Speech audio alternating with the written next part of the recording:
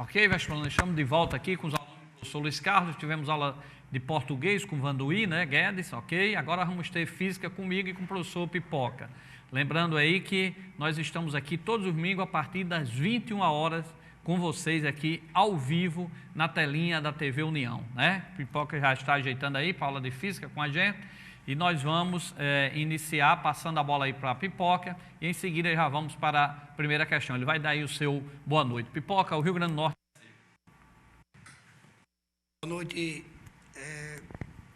Boa noite, caros vestibulandos.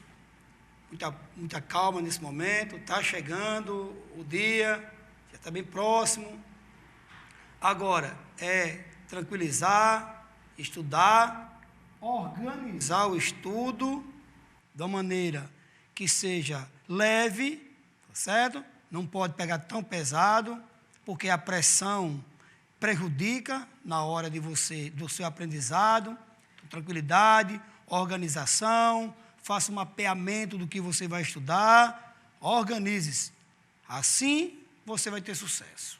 Ok, então vamos para hoje, vestibulando, para cá. Nós vamos hoje aqui para as questões de gravitação universal. Então, falando desde o início lá do geocentrismo, heliocentrismo, entrando nas leis de Kepler, se não der tempo hoje, a força de atração gravitacional de Newton entre dois planetas, a gente vê na próxima aula. Então, vamos à primeira questão. Olha aí na telinha, o professor Pipoca aí vai ler para a gente. Bom, a primeira questão, muito interessante, questão do Enem, e falou o seguinte: o texto foi extraído da peça Troilo e Crescida, de William Shakespeare, escrita provavelmente em 1601. Falava o seguinte: os próprios céus, os planetas e este centro reconhecem graus, prioridade, classe, constância, marcha, distância, estação, forma, função e regularidade, sempre iguais. Eis porque o glorioso astro Sol está em nobre eminência, entrosinado e centralizado no meio dos outros. E o seu olhar benfazejo corrige os maus aspectos dos planetas malfazejos. E qual rei que comanda, ordena, sem traves aos bons e aos maus? A descrição feita pelo dramaturgo, renascentista inglês, se aproxima da teoria A, geocêntrica do grego Cláudio Ptolomeu, B, da reflexão da luz do Albert Einstein, C, do heliocêntrica do polonês Nicolau Copérnico, D, da rotação terrestre do italiano Galileu Galilei, e E, da gravitação universal do inglês Isaac Newton. Ok, vestibulando. Então é para cá. Essa questão foi do Enem, como o professor Pipoca falou aí. Deu uma melhorada aí, né, professor Pipoca? Nós mudamos aqui um pouco a letra, né, a forma da letra, ok? Mas vamos lá, vamos dar continuidade. Então, vestibulando, o texto falava sobre a peça, né, Shakespeare, e ele falava sobre o Sol estar no centro do trono, está entronado, né? Então, se você acompanha lá o texto, dá uma voltinha aí, rapidinho aí na telinha, Neto, no texto aí, ó. Se você olhar aí rapidinho o texto, você vai ver que ele fala lá que o Sol está em nobre eminência, entronizado e centralizado no meio dos outros. Então, nós temos duas teorias, né, professor Pipoca? Geocentrismo e heliocentrismo. Então, como o Sol aqui está no centro, é a teoria do heliocentrismo, né? E, ó, para cá, nós sabemos que no início, lá com os gregos, né, veio Ptolomeu, que criou a teoria lá do geocentrismo, e isso se manteve, né, desde a época de Aristóteles, essa coisa toda. E depois veio o Copérnico, né, que era um clérigo da Igreja Católica, e ele disse que Deus não teria feito um sistema solar tão complicado, porque a Terra, como sendo do universo, onde era o geocentrismo, era muito difícil explicar o movimento dos outros planetas, de todos os seus satélites, como a nossa Lua aqui. Então era muito complicado. Então, se o Sol fosse o centro do universo, ficaria bem mais fácil, ok? Então essa é a teoria de Copérnico, a teoria do heliocentrismo. Então, pelas opções lá, acompanha aí nas opções aí, nós teríamos então a letra C, né? Como ele falou que o Sol estava no centro do universo, hélio de Sol, cêntrica de centro, então Copérnico que deu essa primeira noção da teoria heliocêntrica. Eu vou passar para o professor Pipoca, em seguida a gente vai para uma outra questão. Professor Pipoca, algo a mais a acrescentar? É muito interessante, né, essa discussão, porque até o século XIV, a concepção que o homem tinha do universo era uma concepção geocêntrica, terra, cêntrico, centro, a Terra como centro do universo. E era defendido pela Igreja Católica. Naquela época, morreu-se muitos cientistas porque defendiam essa teoria e ia para a fogueira da Inquisição, como o Giordano Bruno. Mas aí, né, Galileu Galilei, inclusive, quando ele foi em praça pública e defendeu o geocentrismo, ele foi chamado pela Igreja Católica e foi oferecido a ele ou a prisão perpétua. Ele ia em praça pública e dizia que a teoria dele tinha surtado, que a teoria heliocêntrica não era verdadeira, a verdadeira era geocêntrica, e aí ele poderia viver, né, preso o resto da sua vida, né? E aí, depois de Galileu Galilei, veio Kepler, que teve a oportunidade, através de outro físico muito importante, Tycho Brahe, que não é dado tanta importância a ele, que era príncipe de Praga, né? E era astrônomo número 1 da Europa, tinha todos os equipamentos, porém defendia o geocentrismo, quando ele precisava realmente de alguém que melhorasse os seus equipamentos, né? E aí foi oferecido a ele Kepler, que era um matemático, um físico, um astrônomo, né?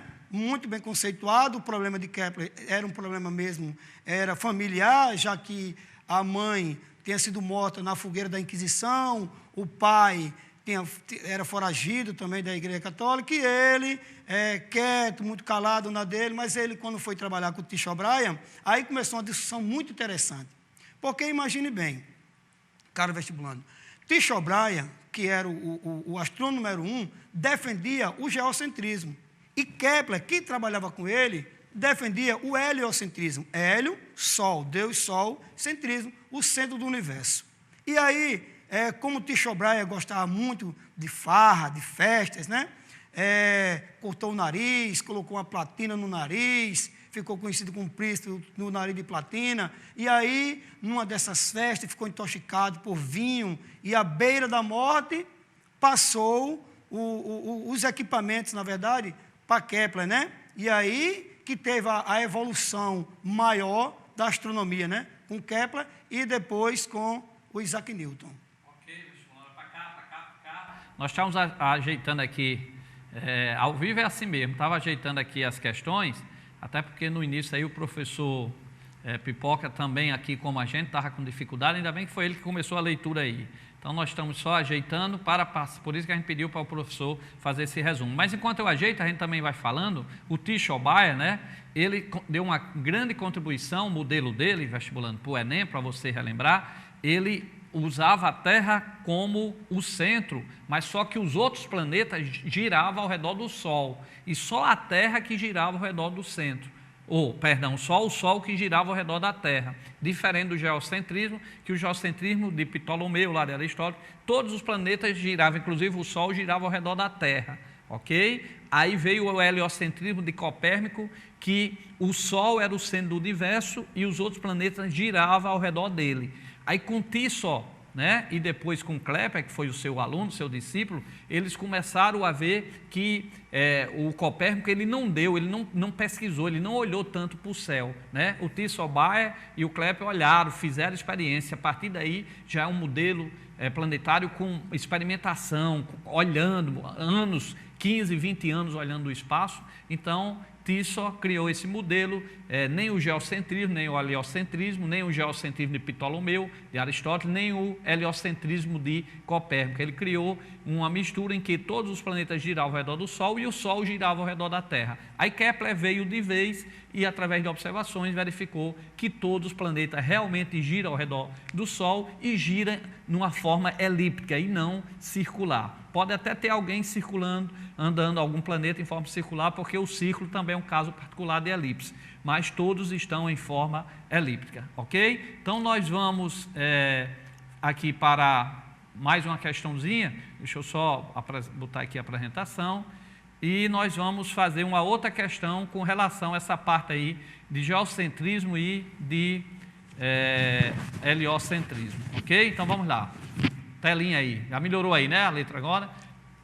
Na linha de uma tradição antiga, o astrônomo grego Ptolomeu afirmou que a tese do geocentrismo, segundo a qual a Terra seria o centro do universo, sendo que o Sol, a Lua e os planetas girariam em seu redor em órbitas circulares, a teoria de Ptolomeu resolvia de modo razoável os problemas astronômicos da sua época.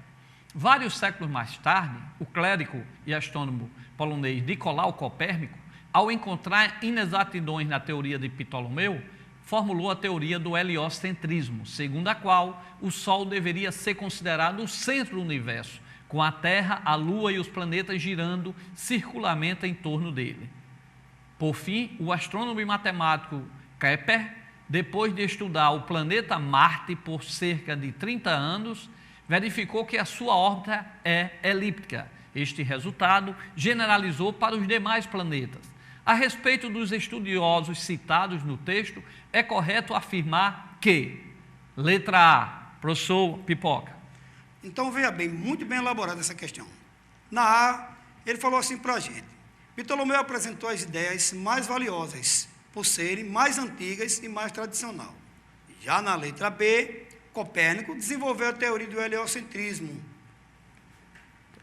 Só um segundo. Pronto.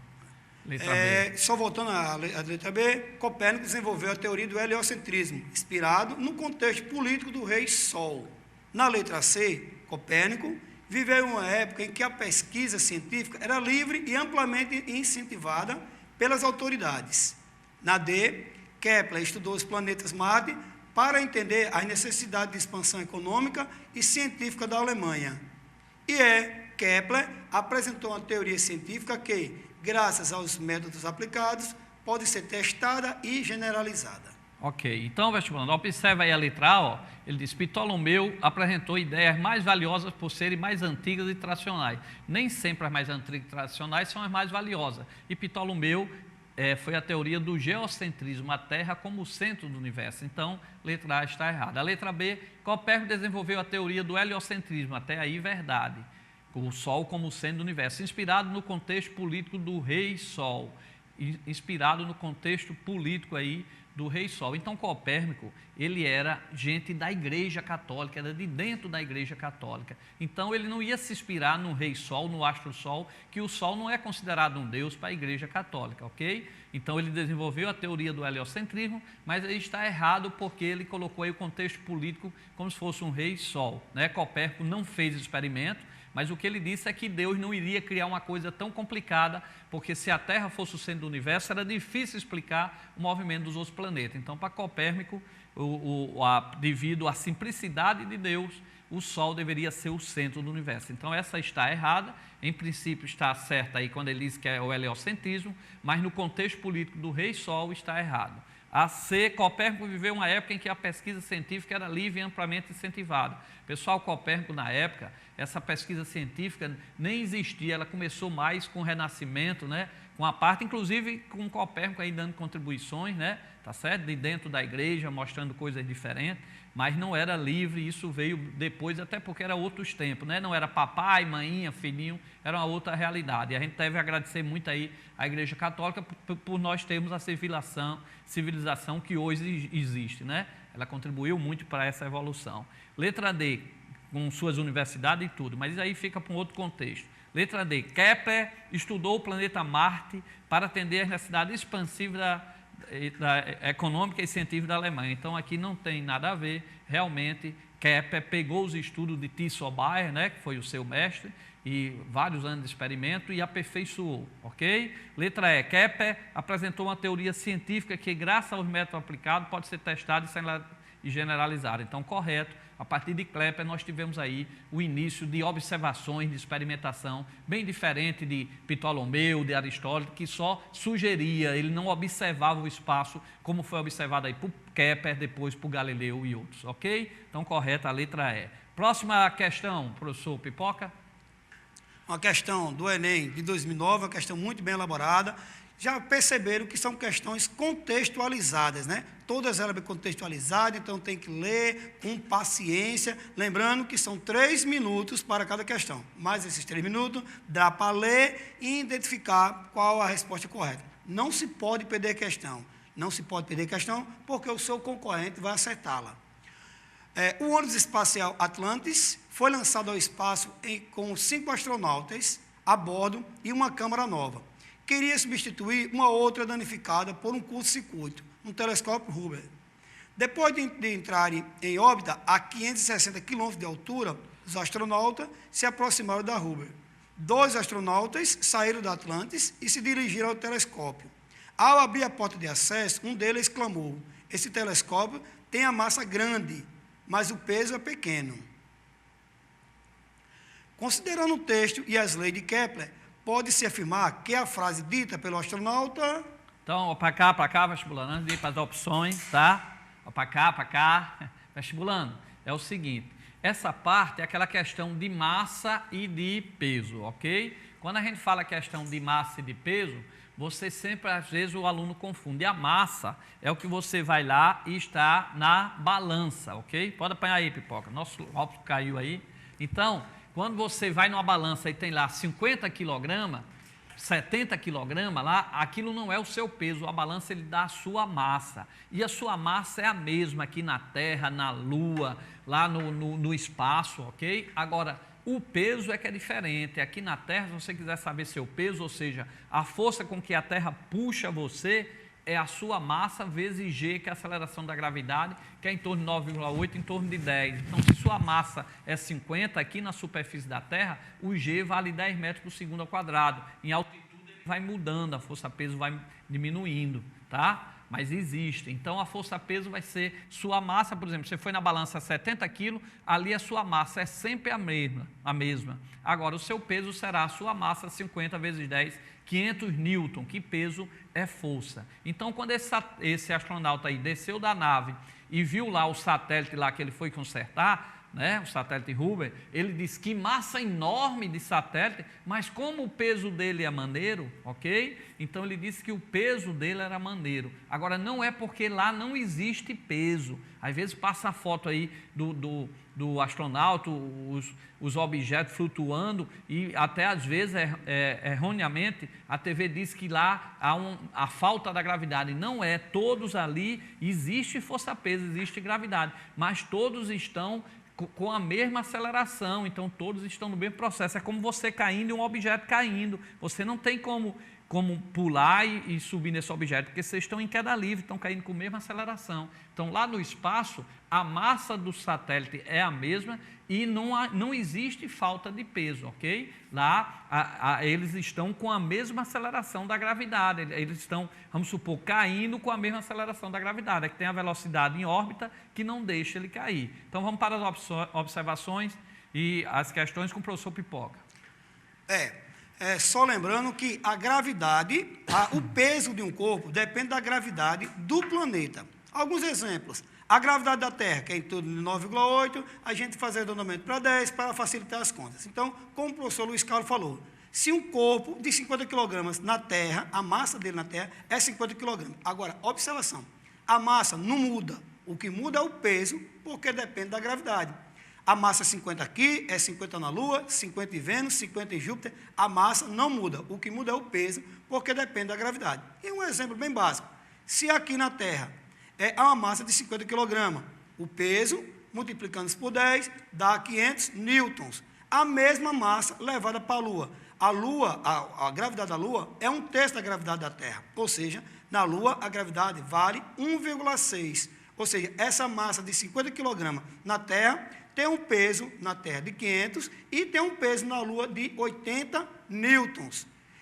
Imagine essa mesma massa agora sendo levada para Júpiter, que tem uma gravidade pesada, 25 metros por segundo ao quadrado, é a gravidade lá. Então, esse peso lá seria os 50 vezes os 25 metros por segundo ao quadrado. Então, a massa não muda. O que muda é o peso. Massa é a quantidade de matéria de um corpo. O peso é a força da gravidade sobre esse corpo. Ok, então voltando aí para a telinha, ó, o final da questão, vestibulando, vocês têm que sempre reler, ele diz o seguinte, 2 astronautas saíram da nave e se dirigiram ao telescópio.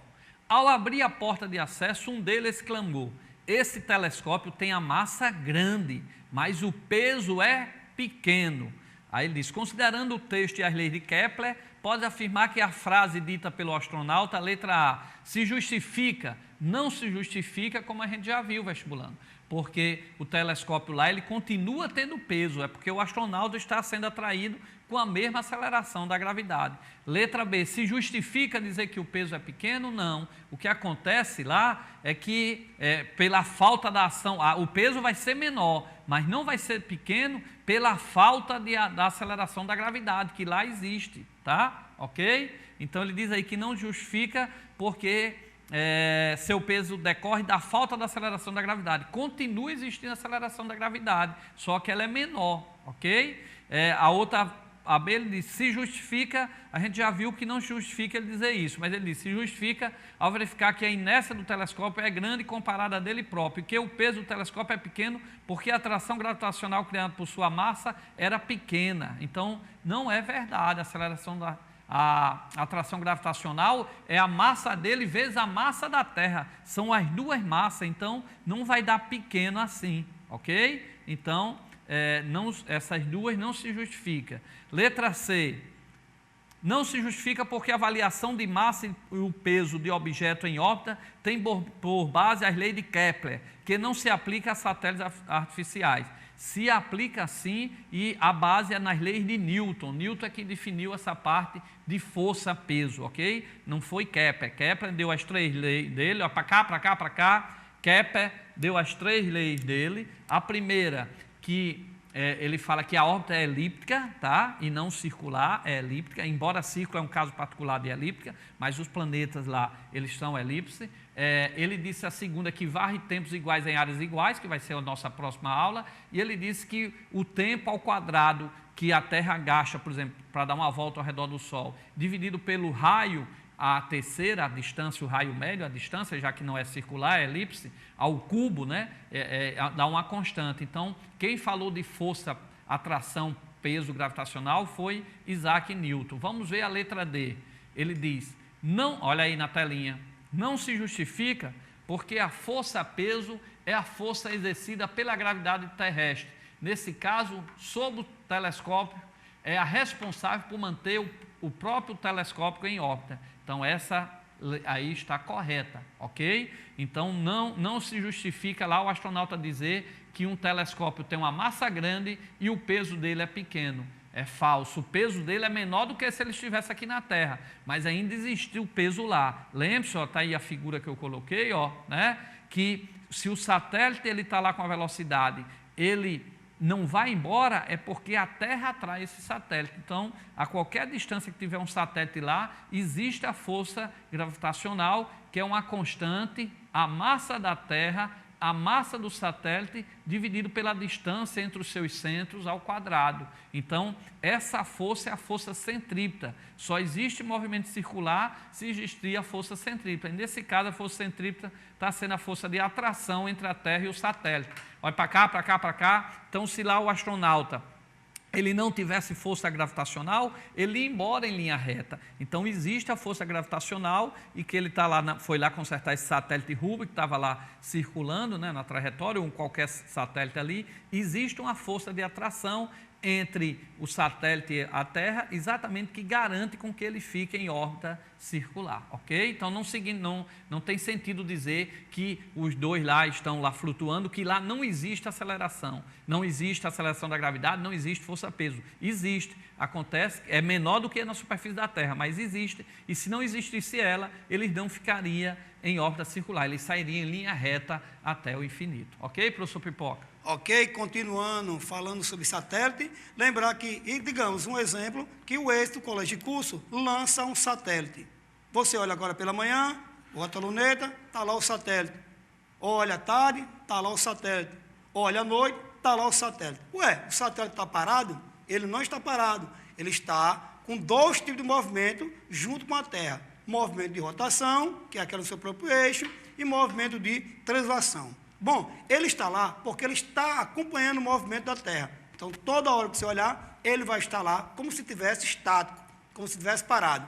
A esse caso, nós chamamos de o satélite está geoestacionário, ou seja, estacionado em relação à Terra. Só lembrando que para a física, movimento é estar se distanciando ou se aproximando do seu referencial, enquanto o repouso nem está se distanciando e nem está se aproximando do seu referencial. Nesse caso, o satélite ele está geoestacionário, ou seja, estacionado em relação à Terra.